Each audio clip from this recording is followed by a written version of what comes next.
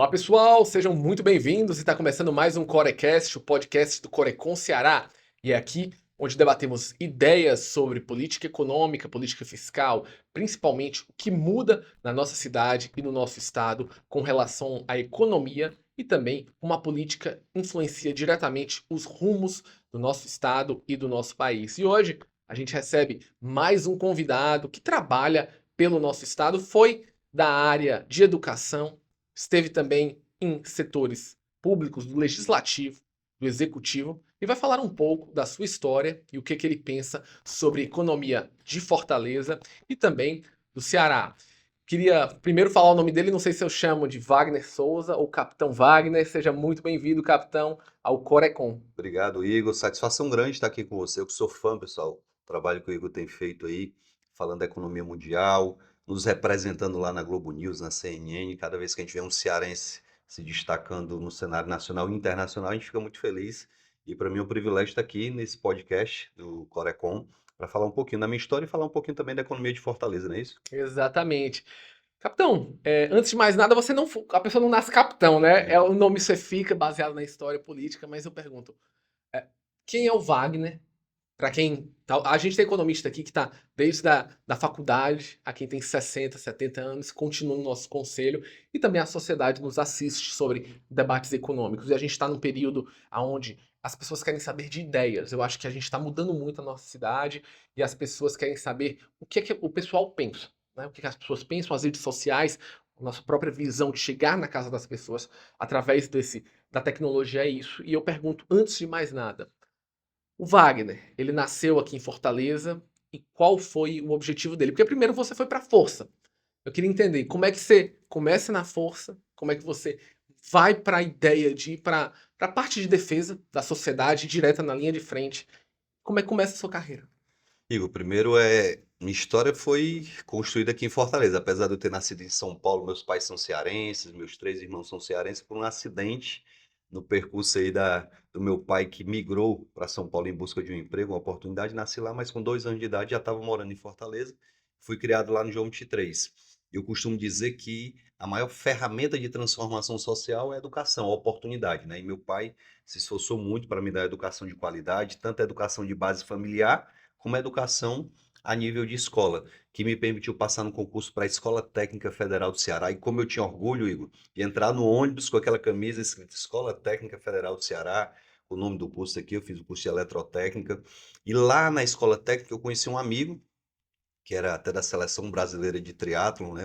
O Freire, Manuel Lopes Freire, que me apresentou a ideia de fazer um concurso público. O pai dele era coronel da Polícia Militar lá do Acre, mas tinha feito curso de formação aqui no Ceará, e ele falou um pouco da carreira. Eu nunca tinha me imaginado como policial, mas o sonho do meu pai era que eu me tornasse policial. Meu pai nunca teve a oportunidade de frequentar uma escola, ele aprendeu a ler e escrever lá no interior, na própria casa dele, trabalhou com agricultura a vida toda, e ele viu um cabo da Polícia Militar, que era a maior autoridade lá do local, como um sonho. Se meu filho um dia se tornar um cabo, um sargento da polícia, e ao mesmo tempo que o Freire me apresentou a oportunidade, era o sonho do meu pai. E eu resolvi fazer o concurso, tirei o segundo lugar nesse concurso, e entrei na corporação para me tornar oficial da Polícia Militar. E foi um curso muito completo, 3 anos, né? Me tornei bacharel em segurança pública e saí da academia com desejo de defender a sociedade e tentar salvar o mundo, né? Todo jovem idealista tem isso. Fui trabalhar em Jaguaribe, trabalhei aqui na capital, trabalhei em Limoeiro do Norte, em Russas, então conheço o estado como profissional de segurança. E dentro da corporação apareceu uma oportunidade para eu me tornar professor. O coronel me convidou para fazer um curso de especialização na antiga FLATED, uma faculdade que existia aqui em Fortaleza. Me especializei, fui para a sala de aula e aí iniciou-se também minha história como educador.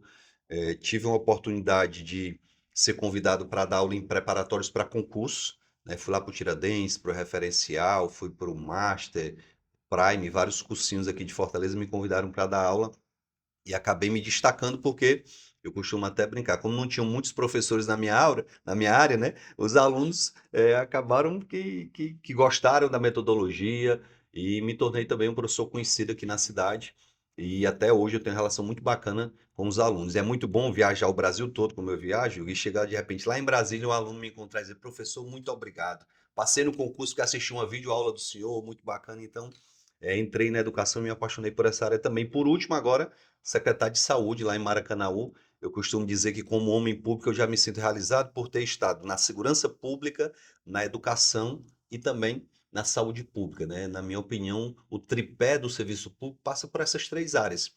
E essa oportunidade que eu tive lá atrás, que meu pai se esforçou para que eu me dedicasse aos estudos, fez com que eu tivesse esse sucesso na minha vida, de alguém que nasceu na periferia da cidade, foi criado na periferia e se tornou uma figura pública conhecida e até referência para muitos jovens. É motivo de orgulho e satisfação. Capitão, é interessante, né? Isso mostra que você tem caminhos quando a educação tá, independente de você estar na classe mais rica da sociedade ou na classe mais periférica. E esse caminho da educação é algo que eu acho que tem que ser colocado dentro da visão dos jovens, que nada é simples, nada é rápido, tudo tem um esforço muito grande. Você disse que teve na prefeitura de Maracanaú, e eu já tive aqui sentado com várias pessoas que, como você, vieram do interior, vieram de uma parte mais complicada e entraram em vários tipos de atividades, públicas ou privadas. Mas o interessante é que quase nenhuma delas imaginava que ia para uma campanha política, ia representar uma parcela da sociedade, né? A gente tem dentro da nossa visão e do sistema político o partido, né? Porque é uma parte da sociedade que você representa e o fato de você ter exercido um mandato de deputado, isso representa uma parcela de pensamento, seja ele mais à esquerda ou seja mais à direita. Até o momento que você era professor, você estava na sua vida particular. Por mais que você servisse a sociedade também dentro da corporação, isso não te dava um peso de pensar sobre os destinos de terceiros, né? Alguma vez, até aquele momento, você disse: um dia eu vou servir publicamente no cargo? Ou foi uma coisa que aconteceu assim, que você viu a oportunidade? Eu acho que o meu chamado foi esse. Igor, é muito bacana porque a gente naturalmente tem uma rejeição a se imaginar como político, né? Porque a classe política ela é, e aqui eu não tiro a razão da população, é mal vista pelo povo. Eu me lembro tanto que na minha primeira campanha, Igor, eu pegava na mão da pessoa na rua para pedir o voto e quando eu dava as costas eu dizia, rapaz, vai entrar uma faca nas minhas costas aqui, porque eu me imaginava enquanto eleitor Do outro que lado. o político chegava, pegava na minha mão, quando ele dava as costas, dizia, ah, mais um ladrão, mais um. Então, eu imaginava que as pessoas também pensassem a mesma coisa a meu respeito. A partir da segunda campanha, eu já fiquei mais tranquilo, porque eu assumi o cargo eletivo, dei a resposta e honrei os compromissos que eu fiz, né, durante a campanha, e fica muito mais fácil depois disso. Eu acho que o grande desafio hoje da classe política é resgatar a credibilidade não só dos políticos, mas dos serviços públicos. Eu tive agora essa experiência como secretário de saúde de Maracanaú, e teve momentos que eu fiquei me perguntando o que precisava ser feito para a gente conseguir resgatar essa credibilidade. Eu cheguei em Maracanaú, no meu primeiro dia, estava no gabinete do prefeito, e o Roberto é muito aberto, tinha um agente comunitário de saúde na reunião, ela me cutucou e disse, secretário, o senhor não vai conseguir levar as mulheres para fazer o exame de prevenção do câncer do colo do útero no posto de saúde. Eu disse, mas por que esse é um exame tão importante para a saúde da mulher? Ela disse, secretária, a mulher está indo fazer o exame e está esperando 7 meses pelo resultado. Aí eu botei a mão na cabeça e eu disse, ela tem toda a razão em não Não querer querer ir. fazer. A gente falando, um exame constrangedor, a mulher vai lá e não recebe o resultado. E eu falei com o prefeito, eu disse, prefeito, o senhor está sabendo disso? Ele disse, não, Wagner, mas resolva, eu não quero saber o que, que você vai fazer, resolva a situação. E eu fui no laboratório do hospital lá em Maracanã e perguntei, por que, que a gente está mandando esse exame para fora se a gente pode fazer aqui? E o chefe do laboratório disse, secretário, se a gente contratar mais uma pessoa, comprar mais insumos, a gente consegue fazer e com muito mais agilidade aqui. E depois de 2 meses a gente escutar o relato das mulheres dizendo, olha, eu fiz o exame semana passada e já recebi o resultado. O exame que demorava 7 meses para ser entregue passou a ser entregue em 7 dias, em 10 dias, então foi um avanço muito grande. E isso fez o quê? Fez com que as mulheres passassem a procurar esse serviço. Igor, a gente dobrou o número de mulheres fazendo o exame de prevenção do câncer do colo do útero. E por que que isso é tão bom? Não só pela saúde da mulher, que a gente está cuidando de forma preventiva, mas também porque a gente passou a receber mais recursos do governo federal pela eficiência.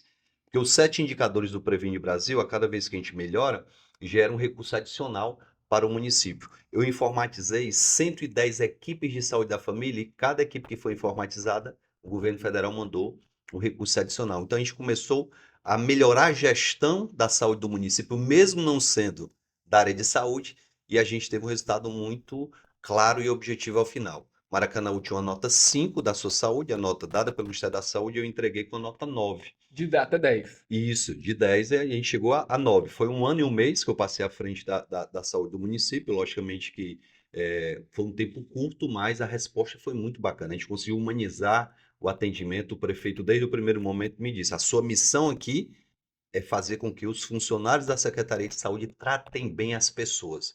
E o prefeito tem uma forma de se comunicar que a gente ri muito. Ele diz assim: ó, às vezes a pessoa vai para o posto, o Wagner não está nem doente, mas chega lá e maltratada, sai de lá doente. Queria só uma atenção, queria alguém, porque na verdade é um problema de saúde mental, né? O prefeito se expressou dessa forma, mas a pandemia nos deixou um legado, infelizmente, muito negativo de uma pandemia de saúde mental. E a gente tem que se acostumar e se adaptar a esse cenário. Então a gente avançou muito lá em Maracanaú e eu costumo dizer que o desafio é esse. Teve uma visita que a gente fez a um posto que a gente foi inaugurar depois de uma reforma, o posto Alarico Leite, na divisa de Fortaleza com Maracanaú. Igor, o posto estava lotado já no primeiro dia de atendimento, eu fui entrando com o prefeito, lá no finalzinho tinha uma senhora que estava fazendo careta, resmungando, eu disse, aquela ali que eu vou cumprimentar. E cheguei, estendi a mão e disse, bom dia, senhora. Ela olhou para mim e disse, não tem nada de bom. Aí eu disse, o que foi que houve? Ela puxou a receita do bolso e disse, ó, vocês estão inaugurando um prédio bem bonitinho, tá aqui pintadinho, as cadeiras novas e tal. Ó, o medicamento que não tem.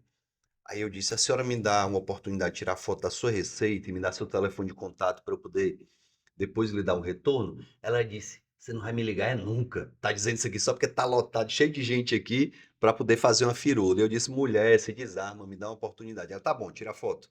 Eu tirei a foto, peguei o contato dela e continuei a visita no posto. Mas na frente, eu passei em frente à farmácia e disse, opa, peraí, deixa eu entrar aqui logo aqui. Entrei na farmácia, chamei o chefe da farmácia e disse, irmão, por que tá faltando esse medicamento? Ele olhou meu celular e disse, secretário, o medicamento tá aqui na prateleira, não tá faltando não. Eu disse, o quê? Tá aqui, ó, o medicamento, o nome. Aí eu disse, corre ali e chama a senhora.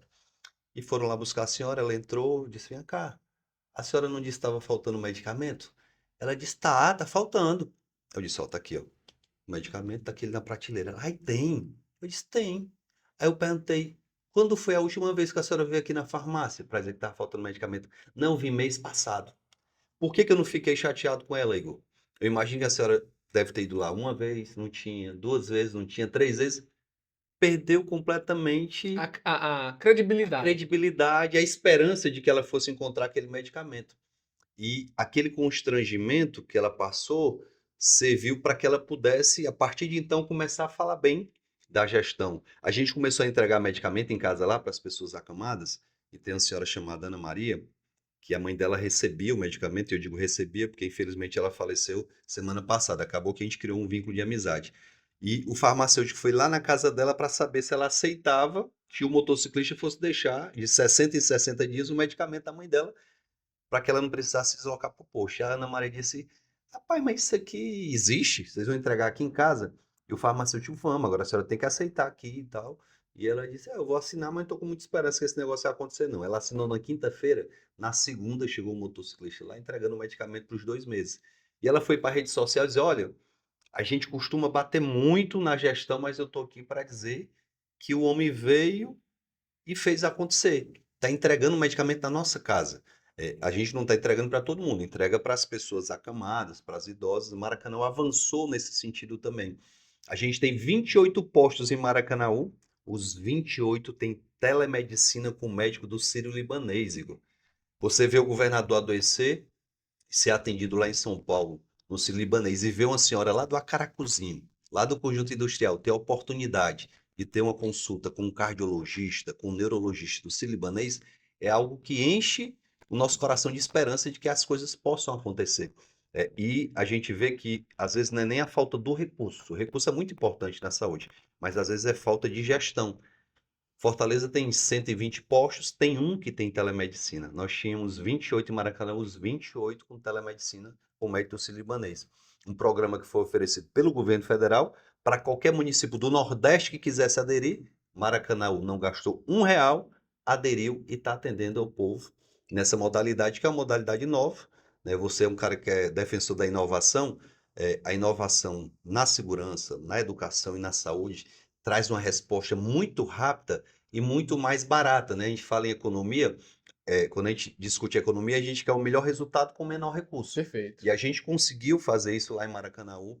O prefeito ficou muito feliz. Eu me lembro que eu fui entregar o cargo dia 1º de março, e o prefeito olhou para mim, Wagner, rapaz, fica mais um pouquinho, o prazo eleitoral ainda permite. Eu disse, não, prefeito, eu queria deixar meu legado aqui, já estou deixando, eu tenho uma missão lá em Fortaleza, então muito obrigado pela oportunidade que o senhor me deu, e agora eu vou lá cuidar da minha missão em Fortaleza. Ele ficou muito feliz pelo que a gente construiu. O Roberto até brinca, ele disse assim, Capitão Wagner veio para cá, não sabe aplicar uma injeção, mas conseguiu transformar a saúde do município. Eu acho que gestão pública é muita capacidade de liderança, é a capacidade de motivar os funcionários. Igor, como é que a gente, com a mesma equipe que tinha uma nota 5 chegou a uma nota 9? Porque a gente foi conversar com a equipe, a gente valorizou as ideias que foram apresentadas, a gente implementou um programa lá que todo mundo ficou apaixonado, Ver e Ler. O Roberto me contou um episódio da filha dele que era muito pequena e estava tendo dificuldade na escola e depois descobriu que é porque a menina não estava enxergando. Aí a gente criou o programa Ver e Ler. Todas as crianças da rede pública municipal de ensino estão passando por uma consulta oftalmológica, o médico verificando a necessidade do óculos, a prefeitura compra o óculos, entrega, e necessitando de cirurgia, a prefeitura paga a cirurgia. E a gente começou esse programa super empolgado e chegou uma fonoaudióloga lá na secretaria e bateu na minha porta e disse, secretário, o senhor me dá a oportunidade de falar 1 minuto? Eu disse, pois não. Ela entrou e disse, olha, esse programa que o senhor lançou é bacana, mas ele pode ser muito melhor. E eu disse, o que a gente pode fazer para melhorar? O senhor se preocupou de forma muito bacana com a visão dos alunos. E o aluno que tem problema auditivo, que está lá em sala de Que é aula tão e importante quanto. não está escutando direito. Eu disse, maravilha. A segunda fase do programa que está sendo implementada agora vai ser ver, ler e ouvir também. Porque sem ouvir, não tem como entender. E o rendimento dos nossos alunos lá, o secretário Jorge Valentim comemora todo dia, ele só tem aumentado. Hoje a gente está batendo recorde aí de medalhas em Olimpíadas de Matemática, de Raciocínio Lógico, a nota das escolas lá tem avançado muito, e o prefeito ele está muito focado na qualidade do ensino. O Roberto resolveu lá assumir uma responsabilidade grande, inclusive comprou muitas escolas particulares que funcionavam no município e transformou em escolas públicas, em escola em tempo integral. E a resposta está vindo, a população cada vez mais está aplaudindo a gestão do Roberto, que é eficiente na infraestrutura, que é eficiente na educação, que é eficiente também na saúde. Isso é importante, capitão, porque quando a gente está falando de gestão pública, uma coisa que dentro do conselho a gente sempre diz, olha, nos problemas do Brasil aqui não falta dinheiro, né? Você foi deputado federal, você sabe que o orçamento público é cada vez maior e mesmo assim a gente não gasta 34% do PIB. O governo no final gasta 40%, porque você tem um aumento de endividamento que todo governo tem. O grande problema é como a gente aplica recurso público, né? E aí é importante porque você pega países, e eu gosto sempre de comparar percentualmente, países como China, que é um país que era tão pobre quanto o Brasil, ficou uma potência. Estados Unidos, que sempre foi um país rico. Ou até mesmo a África do Sul, eles gastam em educação 4,8, 5% do PIB. E a gente gasta 5,5%, dependendo do caso preferenciário, vai até 8%. E no final a gente ainda tem gastos demais e a gente não tem grandes resultados. Você está falando no exemplo de Maracanã, o que mostra como a gestão com o mesmo recurso pode dar um resultado melhor. E aí eu lhe pergunto, ao longo da sua vida como deputado, também como gestor, você acha fundamentalmente que esse seria o maior problema quando se fala de economia dentro do setor público? Porque recurso tem. Mas o problema é, o Brasil, quando eu digo aqui, eu estou falando Brasil, Ceará, Estado. Nós estamos gerindo errado há muito tempo, porque do número, quando a gente olha aqui como economista, número, a gente vê isso muito claro. Se a gente tivesse gerindo bem, a gente estava com um foguete no espaço, como a China está, estava botando satélite no meio do mundo, como a Índia está. Isso não está acontecendo no Brasil. Tem que ter uma mudança. Vou dar um exemplo aqui, que às vezes as pessoas acham um pouco radical, mas diz, olha, a gente tem que melhorar o salário do professor. Mas o salário do professor tem que ser melhorado baseado no ensino do aluno. O salário do professor não pode dobrar e o aluno não melhorou o aprendizado. Por quê? Tem alguma coisa errada. Você acha que precisa ter uma mudança nos incentivos e como a gente escolhe gastar o dinheiro? Igor, não tenho dúvida. Não existe um modelo de fórmula de bolo, que às vezes a pessoa pensa, é melhor a gestão própria, é melhor a gestão em parceria com a iniciativa privada. Eu vou dar 2 exemplos rápidos que eu vi lá em Maracanaú. Essa ideia da entrega do medicamento em casa me foi apresentada por uma empresa que faz esse tipo de serviço em alguns municípios do Brasil todo. E eles me apresentaram o orçamento lá que custaria a gestão do programa R$ 250.000 mês. Eu fiz a conta, coloquei na ponta do lápis, 3 milhões ano. Eu disse, aqui vai ficar apertado para a gente fazer. Bora ver, fazendo com a gestão própria, quanto é que a gente gastaria. E a gente conseguiu implementar o programa com 10% desse valor. Em vez de gastar 250 mil mês, a gente investiu R$ 25.000 mês, comprou motocicleta, contratou um motociclista, o baú, papá, e entregamos o resultado tão bom quanto se fosse a empresa. A gente recebeu lá uma UPA que estava sob intervenção da prefeitura, estava primeiro com a OS, e a prefeitura fez a intervenção. A gente colocou ela em ordem de uma forma maravilhosa. E para a gente entender que a gente não pode ter preconceito, depois da experiência horrível que a gente teve com o OS anterior, eu fiquei imaginando, é melhor a gente ficar com a gestão própria aqui e qualquer outra iniciativa vamos evitar. E chegou um momento inevitável que a prefeitura decidiu fazer uma licitação para contratar outro OS. Eu fiquei me preocupando, rapaz, será que essa OS vai ser o mesmo custo e vai manter a qualidade? A OS, graças a Deus, conseguiu manter a qualidade a um custo menor do que quando estava sendo feito com gestão própria. Então, isso é para provar, Igor, que não existe um modelo engessado. Se é gestão própria, se é em parceria com a iniciativa privada, a gente tendo a capacidade de analisar e de testar, a gente vai encontrar o melhor modelo. A gente tem um programa lá em Maracanaú chamado Transporte Solidário. A pessoa que precisa fazer uma hemodiálise, um tratamento de câncer, a mãezinha que precisa levar o filho para uma terapia porque o menino tem transtorno do espectro autista, são transportadas por veículos da prefeitura. Eu cheguei lá, eram 10 vans e 26 carros pequenos. E a gente fez uma auditoria rápida lá e verificou que não precisava daquela ruma de carro. Tinha gente, por exemplo, que era morador do Jardim da Serra, que é um condomínio de luxo em Maracanã, que estava nesse programa social. Tinha gente que estava cadastrado na van e estava no carro pequeno. Depois da auditoria, a gente reduziu de 10 vans e 26 carros pequenos para 10 vans e 6 carros pequenos. Eu economizei o aluguel de 20 veículos. Com esse dinheiro que foi economizado, eu comprei mais medicamento para abastecer os postos. Então, isso é uma demonstração muito clara de que a gente tem que ter a capacidade de discutir o modelo de gestão, seja na saúde, na segurança, na educação. A gente pode ter modelos que não sejam padronizados, que possam entregar um resultado. Lá em Maracanã, a gente tem uma escola cívico-militar e tem uma escola em tempo integral que não é cívico-militar, e as duas são eficientes.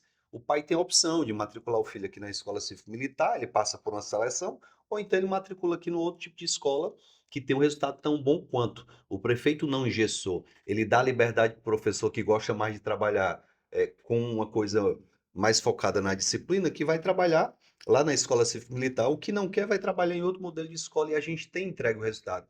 O nosso secretário de educação lá, o Jorge Valentim, ele conseguiu organizar a casa de uma forma que cada unidade escolar tem a sua autonomia financeira para realizar as pequenas reformas, gerando uma economia absurda. Eu não preciso fazer licitação para reparar Parede um quebrada. buraco na parede, ou para pintar, ou para trocar um telhado. Existe essa autonomia e o custo disso é menor do que o processo licitatório para contratar uma empresa. Lógico que se for uma reforma maior, de maior porte, aí a licitação acontece normalmente, porque o valor, a própria lei obriga que tenha a licitação. Eu entendo sim que a educação pode melhorar. Eu fui aluno da Escola Técnica Federal do Ceará, Igor, e a minha experiência com a Escola O Técnica, antigo Cefet, né? Hoje não é mais, não mais era o para ver Cefet. como eu tô velho. Escola Técnica, Cefet hoje é É, Instituto é. Federal, né? O Instituto hoje é uma referência nacional. Tem um laboratório da Apple lá que você fica de boca aberta quando entra lá. E a minha experiência com a escola técnica me ensinou a estudar de fato. Eu era aluno de uma escola de bairro ali, era nota 10, era o primeiro colocado da sala, e cheguei lá, tomei um susto, porque a exigência é muito maior, né? A primeira vez que eu tirei uma nota baixa foi na Escola Técnica Federal, e eu tomei um susto com aquilo. E ali eu aprendi a pegar uma prova difícil, a esmiuçar, e é tanto que me preparei para os concursos que eu tive mais para frente. Então, acredito que a gente tem que discutir sim o modelo de gestão escolar, porque hoje existe a nível nacional um modelo que prioriza aprovação a qualquer custo, fazendo com que a gente tenha hoje alunos chegando ao quinto, sexto ano sem saber ler e escrever, temos alunos chegando ao 9º ano, terminando o ensino fundamental sem saber fazer uma conta de E o matemática. nosso PISA de matemática tá lá embaixo. Nosso PISA matemática e português infelizmente muito ruim. O de matemática pior ainda, né? E o PISA, para quem não sabe, é a referência que se avalia a nível mundial a qualidade do ensino. A gente fica comparando o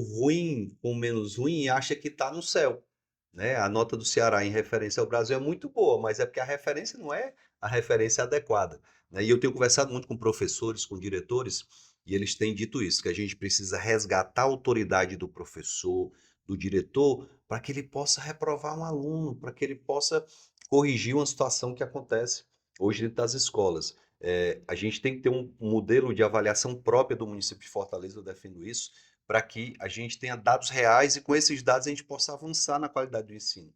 A gente não pode continuar tapando os olhos para o aluno que está passando ano a ano sem saber ler e escrever.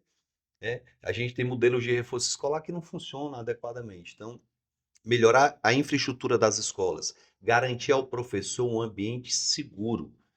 A gente conversava aqui antes de iniciar o podcast do quanto a questão da violência está afetando todos os setores, inclusive a economia.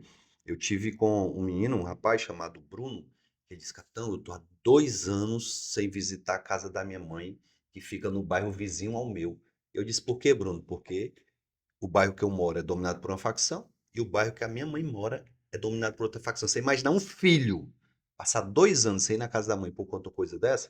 Eu tenho uma amiga chamada Jaqueline, lá no Vila Velha, que me disse: Wagner, eu tive que sair do emprego porque eu não tenho uma creche para deixar meu filho. Mas eu disse: Jaqueline, eu conheço aqui o Vila Velha, tem uma creche daqui a 5 quarteirões da tua casa. Ela disse: não, Wagner, você não entendeu, tem a creche, mas ela está no território que é de outra facção. Eu não consigo passar esse limite para deixar meu filho lá porque eu tenho medo de alguém me matar. Não precisa eu estar envolvida com o crime, basta ser de um território diferente para ser vítima. Então, isso está afetando a nossa economia. Afeta a educação, afeta as oportunidades. Eu estava ontem num evento solidário, o evento do Bem Tricolor, e eu vi uma pessoa pegar lá o microfone e falar da dificuldade que é, olha só, um olheiro do Fortaleza Esporte Clube dizendo: rapaz, a gente quer fazer peneira na periferia para tentar descobrir algum atleta para Que é o que acontece normalmente, né? mas aí a gente não consegue entrar. Ele estava falando lá para um público de 250 pessoas, a gente tem medo de ir para uma determinada comunidade e ser vítima do crime. Então, até o esporte está sendo afetado, as oportunidades em todas as áreas estão sendo afetadas.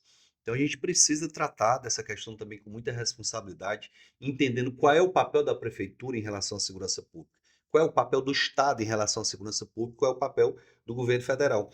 Porque nessas 3 áreas a Constituição garante que a responsabilidade é de todos. Educação, saúde e segurança é responsabilidade de prefeitura, governo do estado e governo federal, cada um na sua esfera de responsabilidade. Eu queria dizer que uma pessoa entra no JF, mata um funcionário, arranca a cabeça desse funcionário e vai embora, e dizer que a prefeitura não tem responsabilidade nenhuma com isso, se o prédio é do município, é lógico que também é responsabilidade da prefeitura. Na rua era o Estado que deveria ter inibido o homem armado, mas lá dentro do equipamento municipal, é lógico que era responsabilidade da prefeitura. A gente precisa garantir a segurança dentro das escolas, a segurança nos equipamentos municipais de saúde. A gente precisa entender que se uma areninha é construída pela prefeitura, a prefeitura tem a obrigação de manter aquele ambiente seguro. E o que é manter o ambiente seguro, Igor? Bem iluminado, bem frequentado, estimulando inclusive a atividade econômica naquele espaço e, logicamente, com a presença do agente público. Eu fui para 2 festas juninas, agora recentemente, eu fui lá para o Jardim América, organizada pelo vereador Márcio Martins. Praça super iluminada, ocupada por famílias, tinham pessoas lá com os quiosques vendendo produtos artesanais e tal, coisa maravilhosa. Aí fui para outra festa junina lá no Parque Dois Irmãos, ali na divisa com um conjunto habitacional. Eu cheguei à praça escura, Igor, escura. A quadrilha junina dançando na quadra de forma improvisada. As ruas todas esburacadas. E tinha até a presença de uma viatura da Guarda Municipal, mas as pessoas não estavam se sentindo seguras por conta do ambiente estava completamente degradado. Então, segurança não é só a presença da Guarda Municipal, é a presença da guarda, é a iluminação do espaço, é a ocupação com atividade econômica. Veja o Parque Raquel de Queiroz, não sei se você conhece. Sei demais. Igor, aquela região ali até 5, 6 anos atrás, era uma região que tinha vários galpões de indústrias que tinham sido fechadas, e a parceria iniciativa privada e poder público foi quem solucionou o problema. Veio a iniciativa privada e construiu o Rio Mar Kennedy. veio a iniciativa privada e construiu, acho que 8 blocos de apartamento. Veio o poder público e reurbanizou o Parque Raquel de Queiroz. É uma das regiões mais valorizadas da Da cidade. periferia de Fortaleza. Exatamente. Nem, O, nem parece o periferia. pessoal da Moura do Bem me contando que na hora que começaram a vender os apartamentos, teve gente da Messejana que foi para ali, da Barra do Ceará, da Parangaba. A cidade toda migrou para ali. Quem é que não quer morar num apartamento que Tem um parque e um shopping do tem um lado. parque e um shopping do lado, você vai andando? É. Então, requalificar esses espaços da cidade é um caminho também para aumentar a sensação de segurança. Então, segurança não é só a presença policial, é também a reurbanização e reocupação desses espaços. Quem é que não sente prazer em ir para o Lago Jacareí, um ambiente onde as famílias se reúnem ali ao redor do lago? A pessoa pode tomar um açaí, pode ir numa pizzaria, atividade econômica pujante naquela região. Então, eu acho que o grande desafio para a gente melhorar a segurança pública de Fortaleza é a prefeitura entender que impulsionar a economia, impulsionar a atividade produtiva vai surtir um efeito. Você passar hoje de madrugada na Monsenhor Tabosa é deprimente, até de dia, né? Você passa ali cheio de loja fechada. O meu sonho é ver a Monsenhor Tabosa coberta com placas de energia solar para estar gerando energia sustentável, gerando também uma sombra para que as pessoas de dia possam frequentar a loja, frequentar o mercantil, para que à noite as pessoas possam ir para uma boate, para um restaurante e transformar aquela rua numa rua 24 horas que toda cidade turística tem. Então, eu imagino Fortaleza pujante na economia, mas para que o setor produtivo acredite nisso, a prefeitura vai ter que ter a coragem de inovar. E o que é inovar, na minha opinião? É oferecer concessões de redução de impostos ou até de isenção de impostos durante alguns períodos, é ser parceiro e dizer, olha, pode abrir sua loja aqui porque o espaço vai ser seguro, vai ter guarda municipal, vai ter iluminação pública, a prefeitura vai promover eventos. Ontem eu tive com um pastor que tem uma igreja ali do lado do Dragão do Mar, e ele me falando o quanto é decepcionante ver a degradação daquele espaço, né? A gente tinha uma praia de Iracema que era referência para nós, moradores de Fortaleza, e para os turistas. Nós tínhamos um centro Dragão do Mar que era super bem frequentado, com atividades culturais, e a cada dia que passa a gente vê aquela região se transformar num espaço degradado, a ponto de se tornar algo parecido com o Porto lá de Recife, que depois teve um boom, porque a prefeitura e o governo do estado disseram, bora, junto com a iniciativa privada, transformar aqui o Porto no espaço onde as empresas de inovação vão se instalar, gerar oportunidade de emprego e O renda. Porto Digital. Porto Digital é uma referência para o Nordeste e para o Brasil. Então, eu tenho esperança ainda de ver nossa cidade pujante na economia, mas para que essa pujança ocorra, a gente tem que ter um modelo diferente de gerir a cidade. A matriz econômica da cidade, Igor, na minha opinião, tem que ser rediscutida. Hum. A gente tem uma matriz econômica baseada única e exclusivamente nos serviços. A gente expulsou as indústrias para cidades vizinhas, mas tem algum Maracanaú é um exemplo. Maracanaú se Mara- desenvolveu no Parque o Industrial. próprio Eusébio. Esse exemplo que eu citei agora, por que que aquele espaço ali do presidente Kennedy, ali da Sargento Hermínio, estava degradado? Porque as indústrias que existiam ali Foram fecharam embora. as portas, foram embora, em busca de funcionar em outros locais. Então, tem alguns setores da periferia de Fortaleza que a indústria pode funcionar, uma indústria sustentável. Fortaleza foi, durante muito tempo, o polo de moda do Nordeste, um dos maiores do Brasil, está perdendo esse espaço para Pernambuco. Cidades menores do que Fortaleza estão atraindo esse setor da economia. Então, temos que rediscutir onde é que pode funcionar um setor industrial pujante, onde é que a gente pode impulsionar os polos gastronômicos, como a Vajota, como o Lago Jacareí. Não sei se você conhece, Igor, mas até lhe convido para um dia a gente conhecer. Lá no São Cristóvão, teve um grupo de comerciantes que instalaram alguns trailers numa rua que era completamente degradada, melhoraram a iluminação pública e se tornou um ambiente super bem frequentado. As famílias vão lá para jantar no período da noite, vão lá para um lanche, e aquilo ali impulsionou a economia daquela rua. Foi transformada a economia por conta desse espaço que a prefeitura, de certa forma, apoiou também. Então, a prefeitura dando suporte, dando apoio, oferecendo algum tipo de benefício, a gente vai impulsionar a economia daquelas regiões, aproveitando a vocação que cada região tem. Temos regiões da cidade que têm vocação para a gastronomia, tem outras que é para o esporte. Eu me imagino muito vendo ali a região do Vila do Mar como uma segunda beira-mar de Fortaleza. Uma beira-mar onde a gente possa ter pessoas da periferia vendendo produtos, onde a gente possa ter instalação de pousadas, onde o turista que não quer pagar um valor mais alto no hotel possa se instalar ali, onde a gente possa, por exemplo, fazer o que o restante da orla do Ceará está fazendo, impulsionar atividades como kitesurf. A gente tem uma escolinha de kitesurf ali no Vila do E Mar. que se você pular a ponte na Calcaia, é o que existe. Pronto. Então, a Caucaia está avançando nesse sentido e a gente precisa também ter essa expertise. O que acontece hoje com os turistas? Igor, o turista vem para Fortaleza, desce no aeroporto, se hospeda lá na beira-mar, E vai aí embora. pronto, aí vai para o Cumbuco, passa o dia É, na é, praia. é. Quando vem à noite, vem só para dormir no hotel. Vai para o Beach Park lá no Aquiraz, investe lá, gasta lá, gera emprego lá e vem só dormir. Quando vem dormir, Às vezes ele já tá com os carros e vai pra Jericoacoara, vai pra Jericoacoara, aquilo, Canoa Quebrada, hoje tem Guaracati. Icaraí de Amontada, né? Tem outras praias bem bacanas que estão surgindo, então a gente tem que se reinventar. Ontem eu vi um vídeo do Alan Guiar mostrando mais um hotel que da nossa orla que veio abaixo.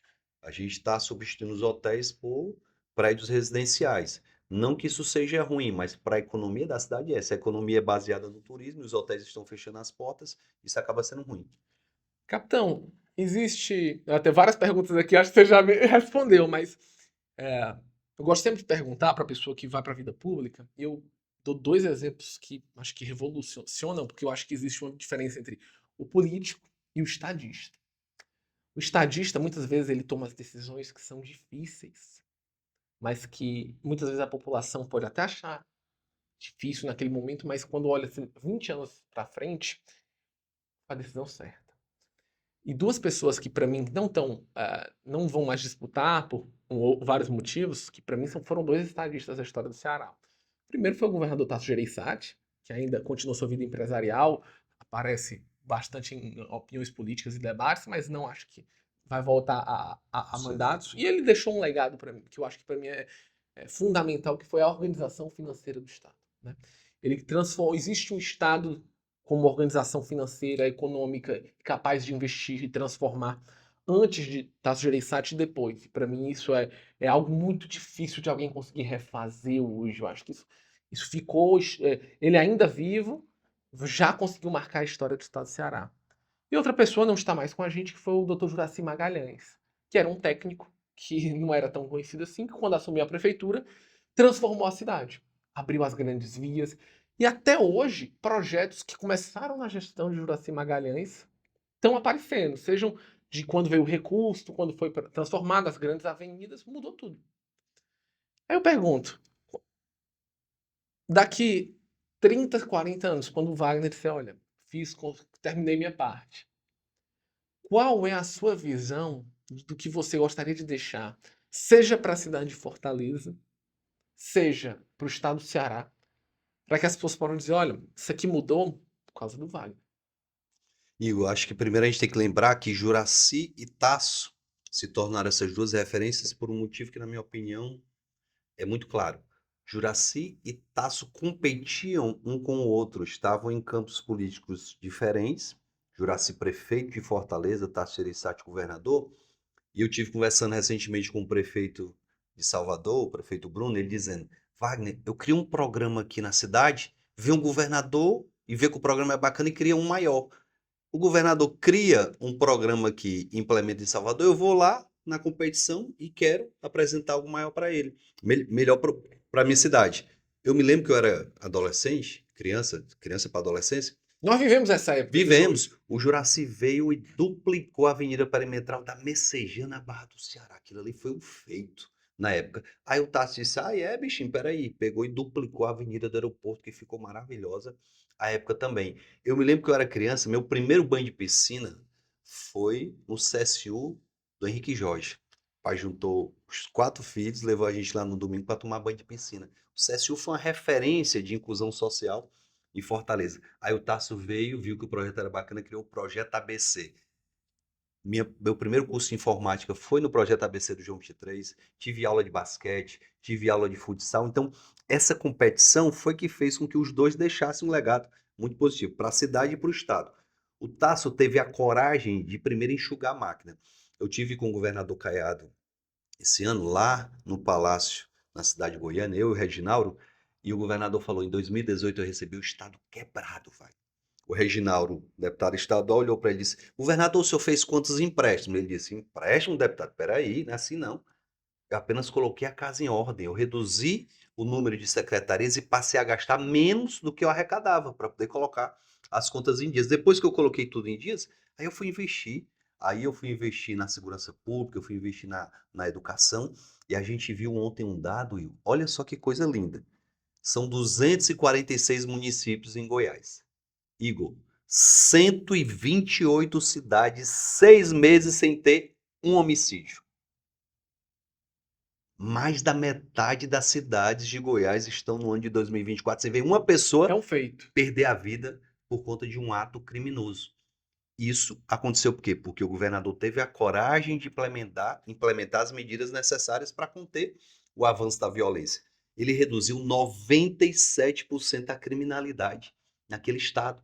Ele zerou assalto à carga, ele zerou o roubo de veículos, ele conseguiu um feito que só foi possível porque, primeiro, colocou a casa em ordem. Ele olhou para a gente e disse: o governo do estado do Ceará tem quantas secretarias, Wagner? Aí eu disse: governador, vou ter que dizer, entre secretarias e órgãos equiparados, 74. Ele, o quê? Quando o governador quer reunir esse pessoal, tem que ser no auditório. Nem todo mundo vai ter condição de falar. Eu tenho apenas 20. Então, ele tem 20 secretarias. Ele perguntou, e a cidade de Fortaleza? Eu disse, entre secretarias e órgãos equiparados, 60.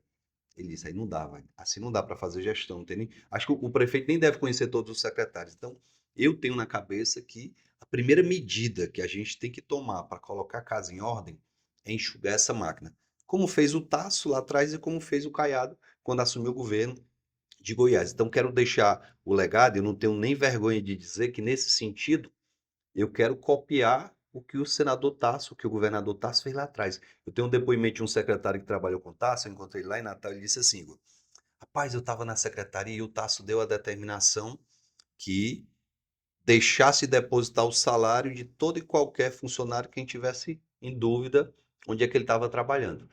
E num belo dia liga um funcionário lá para a secretaria e dando carão em todo mundo e pediu para falar com o chefe, passaram para mim. E o rapaz disse: rapaz, como é que você faz um negócio desse comigo? Eu chego aqui no banco e o salário não foi depositado. Aí ele disse assim: meu irmão, pode ficar tranquilo, isso aqui é só uma medida para a gente ajustar as contas. Compareça no seu local de trabalho, informe o que aconteceu. Aí ele disse: onde é meu local de trabalho? O cara não trabalhava, Igor, funcionário fantasma. Então, Achando normal. achando normal receber o salário, porque virou cultura. E, infelizmente, essa prática voltou a acontecer no estado de Ceará. Então, a gente precisa ter a condição de estabelecer uma boa competição com o governo do estado. Eu quero ser prefeito de Fortaleza para que eu possa ser governador. Acabei de fazer minha parte aqui na segurança pública. Estou com a guarda municipal treinada, equipada, armada. A minha guarda está lá na Areninha, protegendo as pessoas que estão na Areninha. Está lá no Hospital da Mulher, no JF, está nas escolas. Agora pega a Polícia Militar, que não precisa mais fazer isso, e coloque a Polícia Militar nas ruas para defender o cidadão. Aí o município faz a parte dele e o governo do estado faz a parte dele. Eu quero dizer, governador, acabei de fazer um mutirão de cirurgias de catarata, meu povo em Fortaleza está enxergando. Faça um mutirão aí de cirurgias que eu não tenho a capacidade de fazer para a gente devolver a saúde das pessoas. Então, nessa competição de quem é o melhor, quem ganha é a população. E não a competição que a gente está vendo hoje, que tem um problema, aí o prefeito diz, não, a culpa é do governador, o governador é a culpa do prefeito. Essa competição de hoje é de quem é o pior. Eu quero competir para a população ver quem é o melhor. E o que importa, capitão, a gente está chegando ao fim. Eu gosto de dizer que Fortaleza tem um bom exemplo e que eu acho que isso tem que ser colocado em qualquer gestão pública. Nós temos aqui um porto, um aeroporto, né, e um sistema de cabos submarinos que foram feitos conjuntamente em momentos onde o governo do estado, a prefeitura e o governo federal eram em campos completamente opostos. Um mais ao centro, um à esquerda e outro à direita. E o final é que a cidade e o estado ganharam sem que a ideologia política prevalecesse. E eu acho que isso é importante para a economia. As pessoas nessa gestão pública têm que ter sua visão política, mas o principal é o retorno para a nossa sociedade. E a gente está falando aqui diretamente para os economistas da nossa cidade, Igor, como é bom poder dizer, de todas as capitais do Brasil, a que tem a melhor gestão fiscal é Salvador, que é governada pela União Brasil. Só para vocês terem noção, o comprometimento da folha de Salvador é da ordem de 38%. Aí você vem para Fortaleza, é da ordem de 54%, 55%, no limite da lei de responsabilidade fiscal. Você pega os 184 municípios do Ceará, a melhor gestão fiscal é do nosso amigo Roberto Pessoa, lá no Maracanã, que também é do União Brasil. Não é possível você oferecer saúde, educação e segurança de qualidade se você não tiver gestão fiscal. Você tem que gastar menos do que você arrecada. Se você gastar mais, você não vai conseguir pagar a conta. E a, Você vai ter que fazer empréstimo em cima de empréstimo e a gente sabe que o empréstimo é bola de neve. e a conta chega para a população. Uma hora alguém vai ter que pagar a conta. Seja em dinheiro, seja no serviço público. É verdade, a má prestação do serviço público. Então, acho que o grande desafio dos gestores públicos, no geral, a nível de município, de estado e de união, é tratar a coisa pública com mais responsabilidade, é tratar a coisa pública com mais empatia, é parar com aquela história, não, vou fazer uma ruma de empréstimo aqui, porque meu governo dura só 4 anos, quem vai pagar não sou eu mesmo, e deixa a dívida para o seu sucessor. Não é um estadista quem está fazendo isso, é um populista. Então a gente tem que ter muito zelo com a coisa pública. Eu sou servidor público, sou apaixonado por essa palavra, porque servidor é quem está ali para servir, não para ser servido. Tem alguns políticos que entram no mundo político imaginando que vão se beneficiar, que vão se locupletar, que vão enriquecer.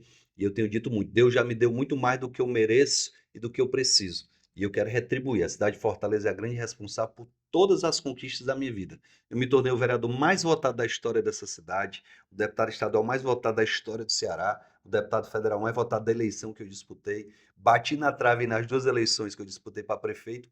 E com a bênção de Deus, se chegar à gestão dessa cidade, eu quero mostrar que é possível sim fazer um governo responsável, com técnicos. Logicamente que a gente vai ter a participação política, porque é necessário. Eu sou político, me tornei secretário de saúde de Maracanã e consegui entregar o recado.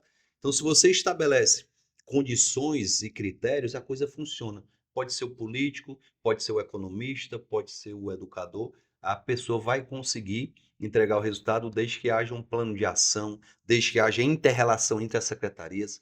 Lá, Igor, em Maracanaú, eu tinha relação muito próxima com o secretário de Educação, com o secretário de Esporte. O que a gente vê em alguns governos? Não, a Secretaria de Esporte é do partido A, a Secretaria de Educação é do partido B, a Secretaria de Saúde é do partido C, e não há conversa entre eles. Cada um está preocupado só em fazer seu partido crescer e quem perde com isso é a população.